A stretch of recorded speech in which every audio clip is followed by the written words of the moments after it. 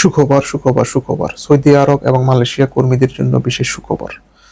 যারা বিমানের ভাড়া অতিরিক্তর কারণে, বিমানের টিকিটের দাম বেশির কারণে সৌদি আরব এবং মালয়েশিয়া যেতে পারতেছে না, তাদের জন্য একটি সুখবর। তাদের জন্য বিমানের টিকিটের দাম কমানো হয়েছে। ভিডিওটি গুরুত্বপূর্ণ, সম্পূর্ণ দেখবেন, কোনো স্কিপ করবেন না এবং সবাইকে শেয়ার করে দিবেন যেন অন্যান্য প্রবাসী ভাইরা জানতে পারে।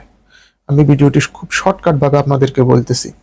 আগামী 30শে জুন পর্যন্ত ঢাকা থেকে সৌদি আরবের জেদ্দা, রিয়াদ, মদিনা ও দাম্মামগামী কর্মীদের জন্য বিদ্যমান মানে আগে যে ভাড়াটা ছিল বিদ্যমান, যথাক্রমে $480, $400, $430 এবং $400 পরিবর্তে, আগে এগুলো যে ভাড়া ছিল পরিবর্তে তাদের ভাড়া করা হয়েছে $360, $360, সেটা ভ্যাট ছাড়া, যা বাংলা